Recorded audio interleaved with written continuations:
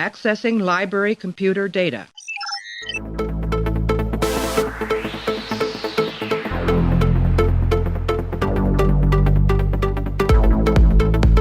to make sure that history never forgets the name Enterprise. Hey everybody, welcome to the Pensky Podcast. If you haven't tuned in before, this is a podcast where we are running through all 178 episodes of Star Trek The Next Generation, giving our thoughts and feelings about each and every one. Right now we're up to episode 16 of season 3. This one's called The Offspring. It was directed by Jonathan Frakes, who's that guy, written by Renee Echevarria, and it aired back on March 12th, 1990. In this episode, the android Data creates a child of his own named Lal and tries to raise her, while Picard takes on Starfleet research to keep them from taking her away. We're going to be talking to Clay about this one, The Offspring, directed by Jonathan Frakes, the first episode to be directed by a cast member, I think in all of Star Trek. But anyway, me and Clay are going to get into it right after this. You may enter now.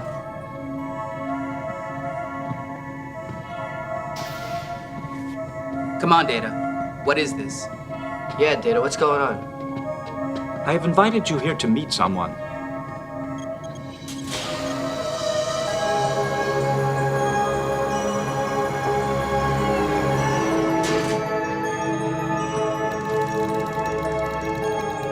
This is Lal.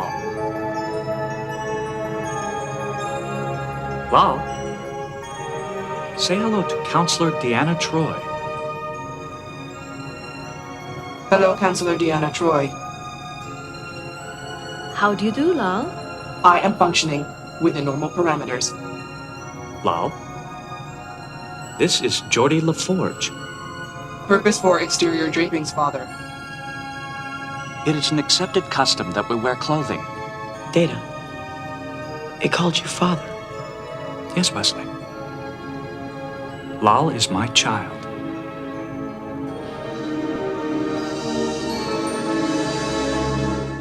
Clay, how are you? I am good, Wes. Are you going to do the robot as you walk down towards your seat to do some podcasting? How are you today? No, Clay. You must not talk this way. You must talk more human-like.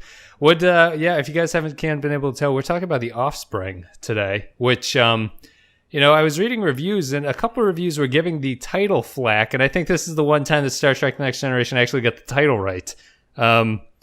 Because Offspring is like the perfectly non-emotional word for a child, right? Yeah. Well, what would people have preferred? I don't know. I mean, they've already called an episode The Child, so you can't use that one. So that's out. Yeah. What Baby about Android or something? 3 officers and a baby? Yeah. Or 3 officers and a little lady. My little android, like anything like that. What was the name of that sitcom from the early 90s about this exact character, but she lived in like a rich house? Oh, It's like little something miracle or something. I don't remember, but whatever. Little Wonder, right? Little Wonder. Wonder. That's what they should have called it. They should have had that actress come back. It should have just been a crossover. I think it could have just added to that everything is inside the globe of St. Elsewhere theory. Right. Yeah. Exactly. Like I always get that show confused with Alf too. It feels like very similar to Alf in some ways. Well, they did both eat cats. Oh, yeah. Little Wonder, a lot more graphically than Alf did. Oddly enough. Yeah, a lot of just blood stains on the wall, and I always imagine it's not the father. It's not Bob Saget who's the father, but I feel he should have been. Just would have fit in better. But anyway, like Blues Traveler said, we're going to talk about The Offspring. Whoa! That's a deep cut. You guys can find that one on Blues Traveler Best of, the edition that they sell in all the Best Buys with the silver lining. Available now on iTunes next to this podcast. Send them a link. Give them a link. I think they need a link for that. Sure. All right. You guys click on the video here. I'll take you to But Anyway by Blues Traveler. Probably their greatest song.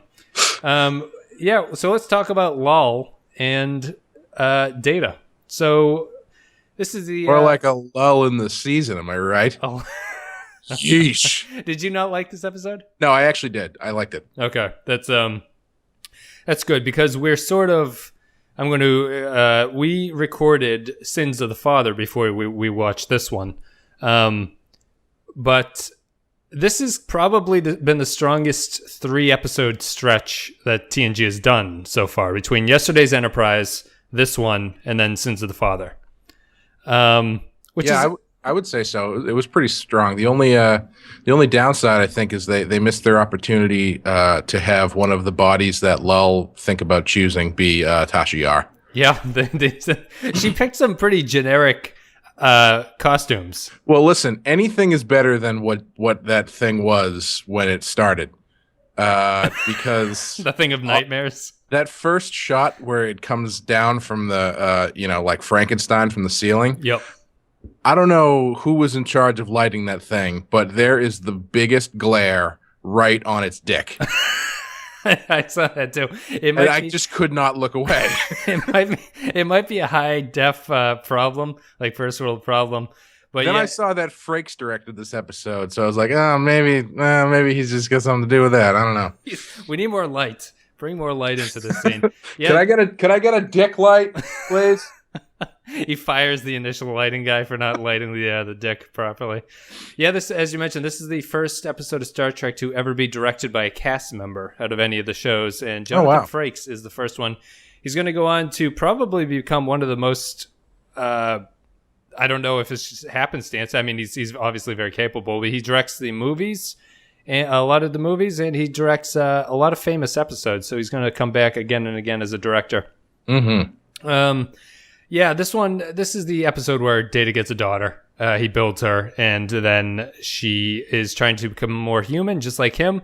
And Data built her too good, and she goes into a cascade failure, feels emotions, and then dies at the end of the episode.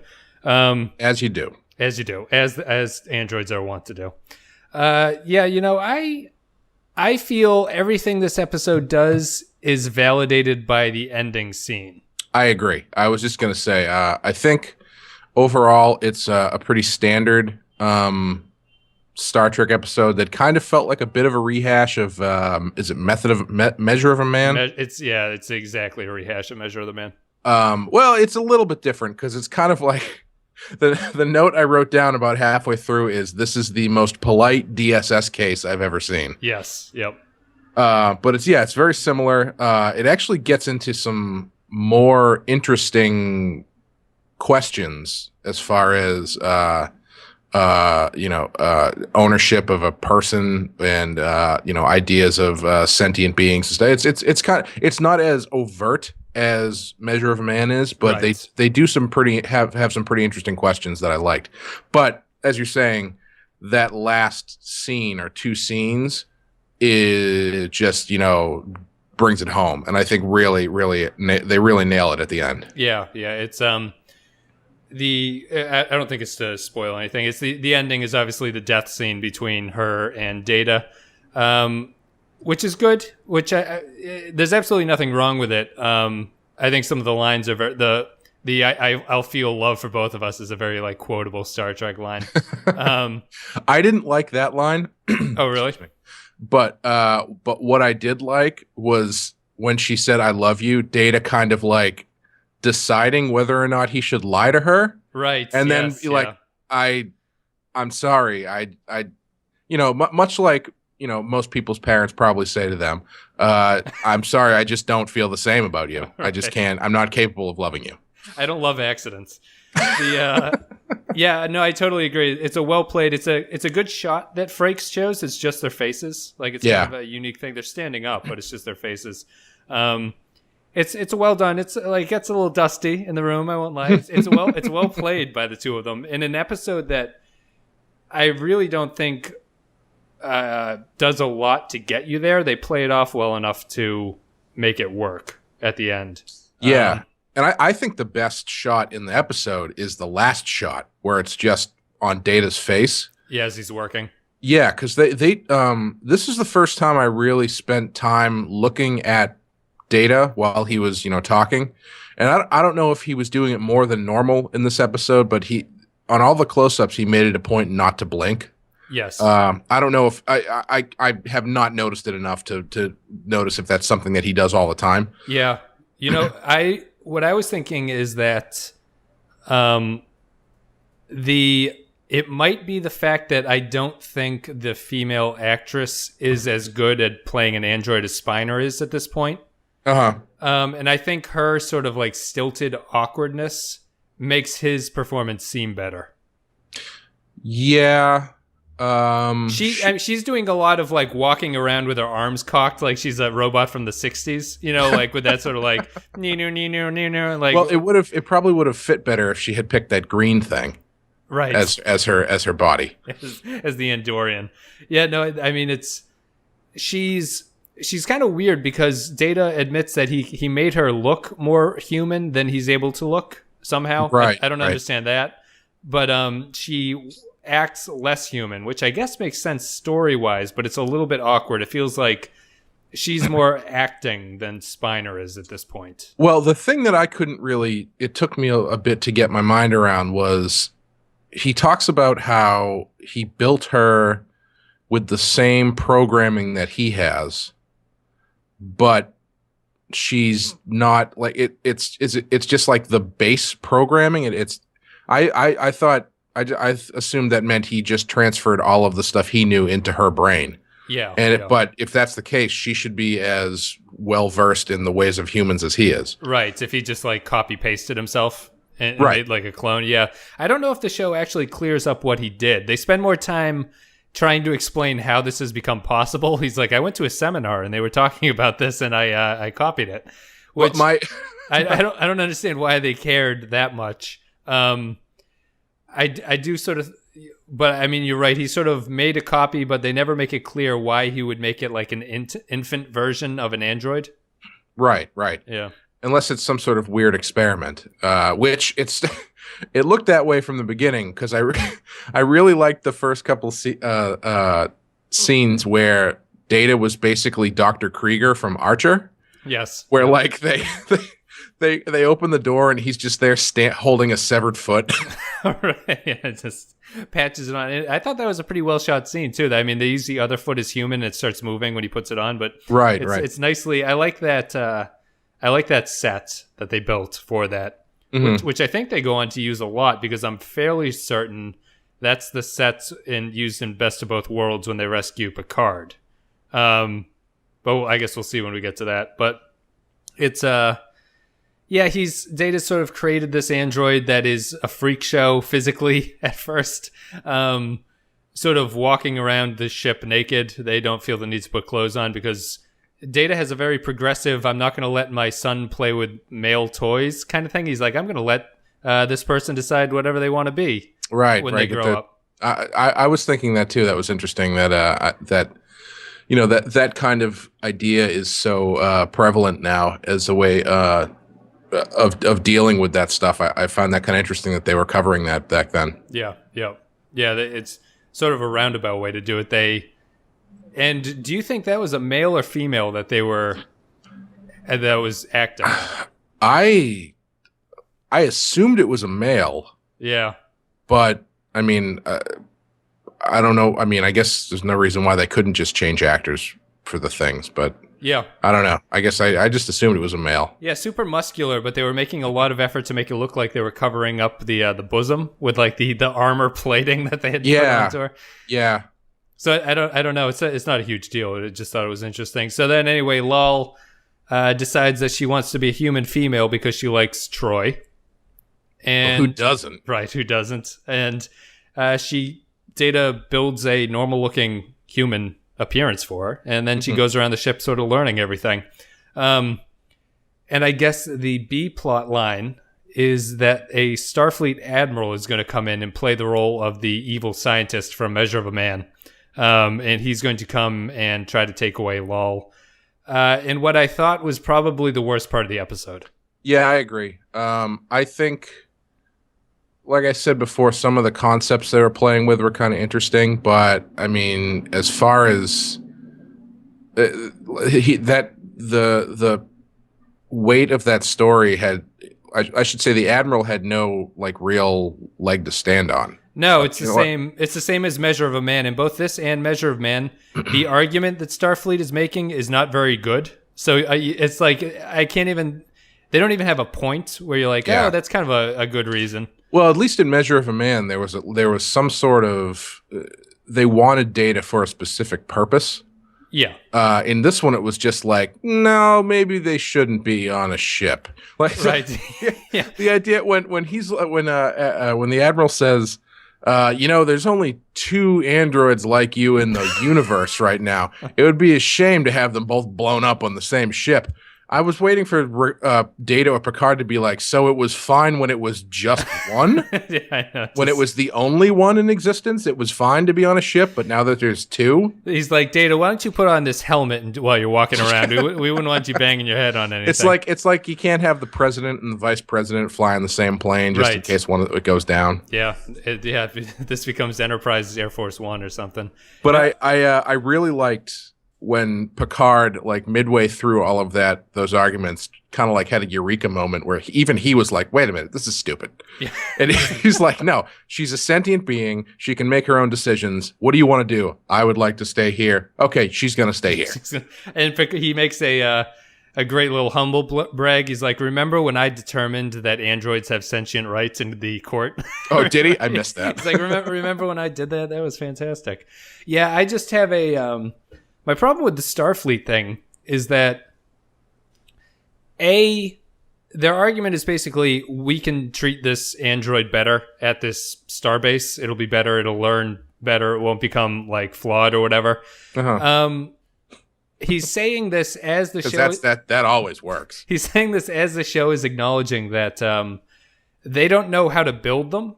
Yeah. So Data is the only one who can build them. So you figure he would be the best person to keep around. Right. And instead, he's just like, yeah, we couldn't build them, but you should come to the starbase. It's a stupid argument that really it's only in there just to create a little bit of drama. I don't know how to build a car, but I sure know how to drive that sumbitch. You know what I'm saying? His hands were moving so fast. Yeah, at the end. Why is the Admiral? Did I miss a line about him being some sort of robotics expert? He's the head of Starfleet Research or something. Is that why his tunic has that sweet sparkly piping on it? That's right. He's I guess he's supposed to just be a very advanced scientific admiral. I don't know if that makes sense or not, but that's the story, and that's what they're sticking to it.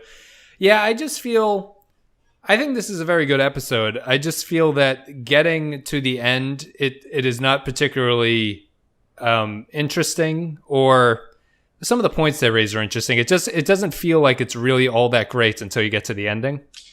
Yeah, has a lot of Guinan scenes. Yeah, I like when Guinan tries to explain what bonin is. Mm-hmm. But no, it was strange for me because I don't know. There was a weird. It wasn't really hitting. It wasn't landing. Yeah. The way that it was supposed to. I got excited for a minute when after Data picks her up from preschool or whatever. Yeah. And she asks what jokes are, and I was like, oh, bring her to the holodeck. There's a guy on the holodeck who can teach her all about jokes. He should have done that. You reminded me, I love that scene. Just because Data's so unemotional, he's just like, they were laughing at you, they weren't laughing with you. And it's like, wow. I mean, I thought she was effective when she starts to feel emotion, and it's fear that she's going to be taken away. Right. I thought that was a good scene. And I think it's a clever script thing to have her feeling emotion through a system failure. That's kind of a nice little tweak on the whole thing. So at the end, when he cannibalizes her brain into his own brain, yep. Why does he not also take on the system failure? Because I assume it wasn't a hardware failure. It was a programming failure. Yeah, right? I mean, I guess he just cut that bit out. He just didn't want that. He didn't want that inside of him. Maybe it'll, or maybe that's lore, and who knows at this point. The weirdest thing I thought about the ending was after he dies, and Picard's like, "Our condolences, Mr. Data." Picard's been going this whole thing about androids are people too. You think he'd offer him a little PTO?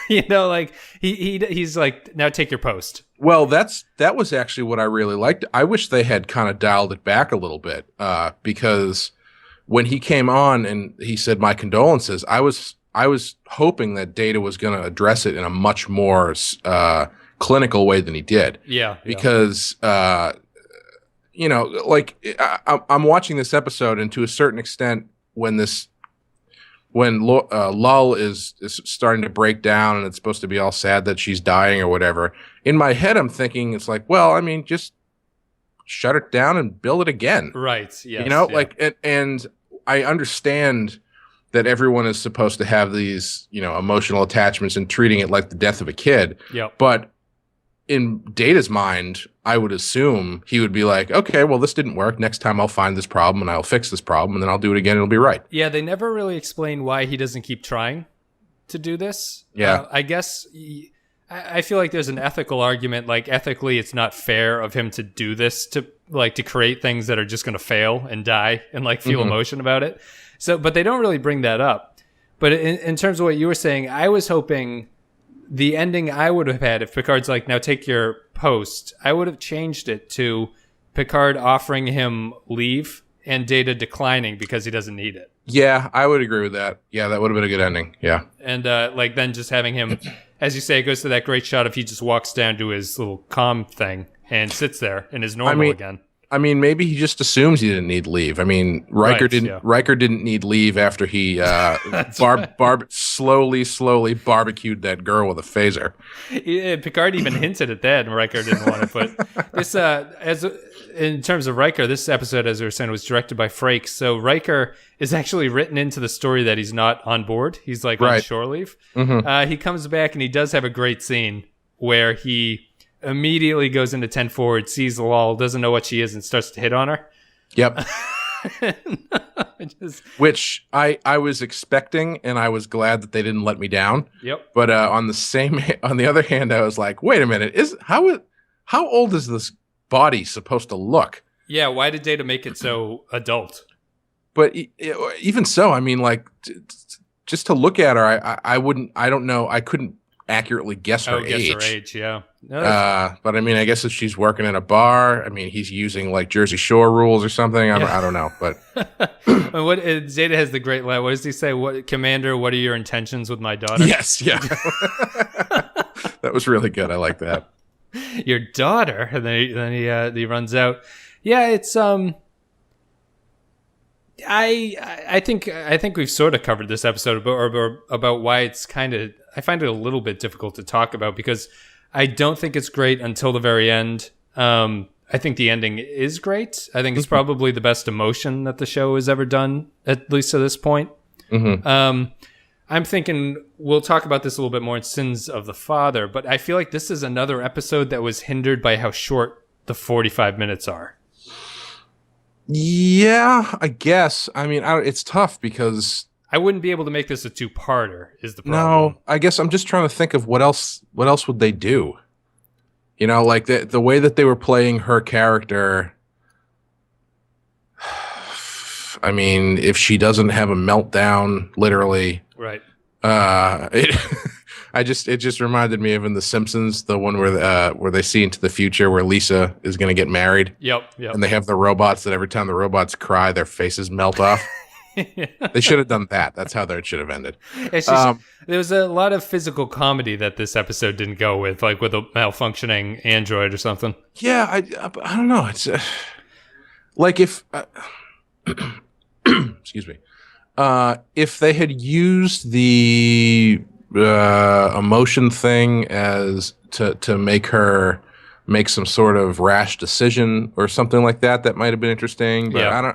I don't know. I just don't know how much story there is there aside from what they did. No, I totally agree. And I would have been let down if she started malfunctioning and started being a danger to the ship. I would have felt that's a little bit lame at that point. It's not really what the story needs. Yeah, part of me kind of wishes that was the tack that the Admiral took, instead of just being like, hey, we should have two of these, but not here. Yeah, not together. If it was more like, we don't know what this thing's capable of, we don't know what Data could have done to it, that would have been a little bit more interesting. I mean, it gets away a bit from the metaphor they were playing with, but I think it still applies. Yeah, because it's still, the idea is that it's still a child to Data, right, and whether or not you're allowed to just sort of destroy families or whatever. But I think that's a better idea, to actually have Starfleet be concerned instead of just randomly wanting to study her. You know what else they should have done? Now that I'm thinking about it, they should have had Crusher in that conversation, and they should have had Crusher throw it back in the Admiral's face. And like, because the thing I was thinking as they were having this discussion was the Admiral's like, well, you know, this is kind of Starfleet property, blah, blah, blah, blah. And I'm thinking, so wait a minute. Why doesn't somebody say, so are you telling me that every child born on this ship is Starfleet property? Right, yeah. And I feel like that's a conversation that Crusher could have. Yeah, that's but true. But not really anybody else. No, that's true. I'd agree with that.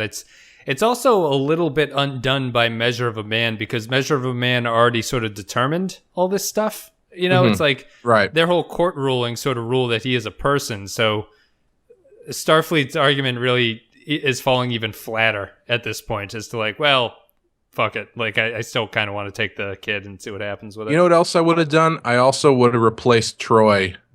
Surprise, surprise.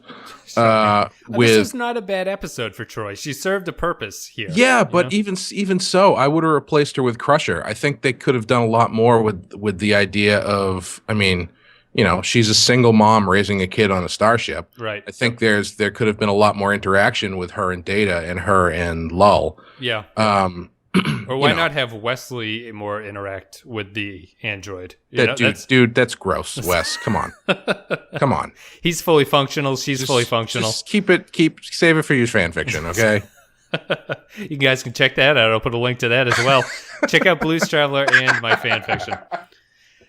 But it's I sort of agree. I mean, they're so obviously paralleled, those two, Crusher and Wesley Crusher and Lal and Data. I do feel Lal like you kind of sucks. Wesley kind of sucks. Why did he call it Lal? I don't know. They made some comment that the name means it means some meaning. Something. It means beloved in Hindi. Oh, that's right. Something like that. Yeah, it's not as it's kind of disappointing because we eventually learned that the Soong androids have like a sort of whimsical naming thing to them. Like the early prototype is called B4. Data is Data, and then Lore. He tends to like those sort of crazy or sort of symbolic names, and this one is not that. Yeah. It's also a weird name to say, Lol. Should have just named her Idiot. Why not just call her LOL? Like, just have her laugh all the time. Or once she feels emotion and laughs, she should just be like, change my name to LOL, and then dies. Yeah. Well, we didn't see it actually written down, so you could retcon it in your brain that it's LOL is spelled LOL.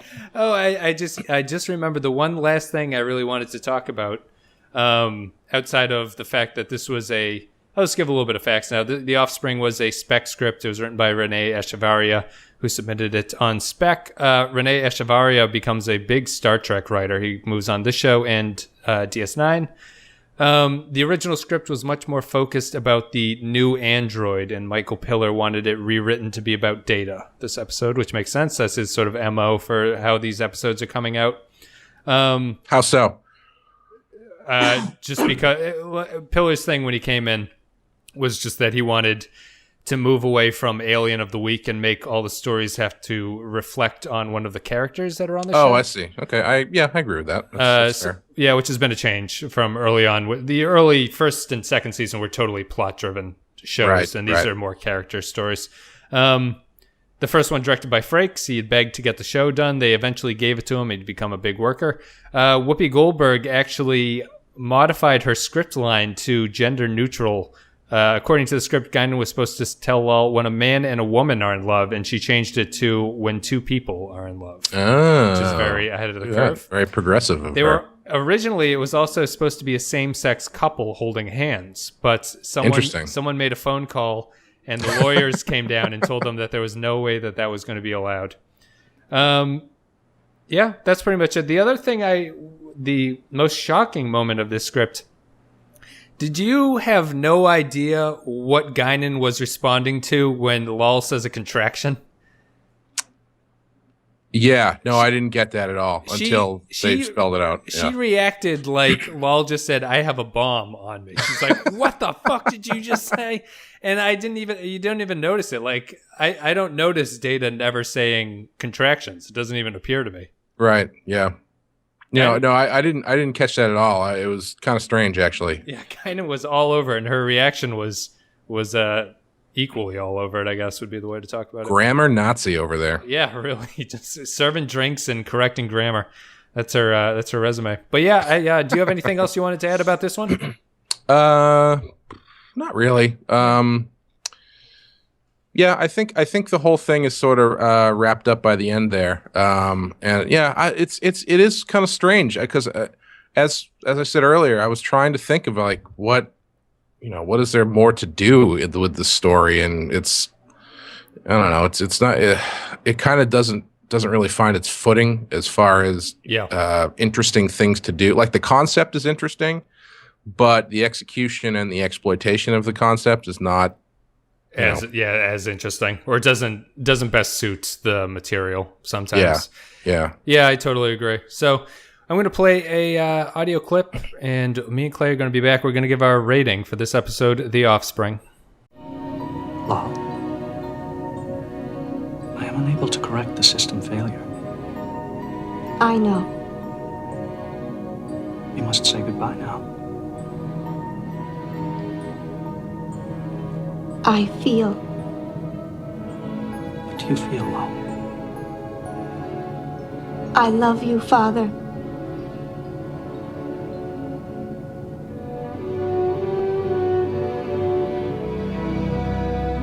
I wish I could feel it with you. I will feel it for both of us. Thank you for my life.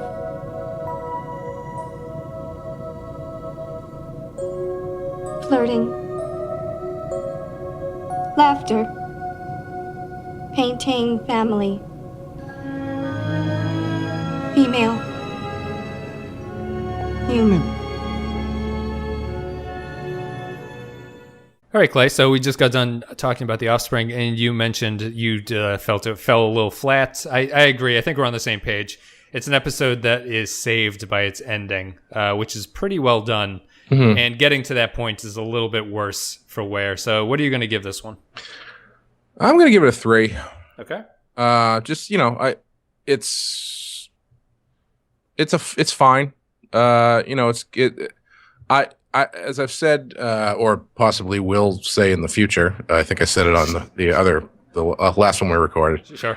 I am a sucker for good ideas, regardless of whether or not they are completely fully executed. Sure. Like if you've got an okay, episode or okay movie, but it has some really interesting ideas in it, then I'm going to like it a lot more than probably most people would. Yeah. So yeah, I think this one has some interesting ideas in it. Execution probably isn't as good as it could be. Yep. So yeah, it's somewhere in the middle. I'll give it a 3. Okay.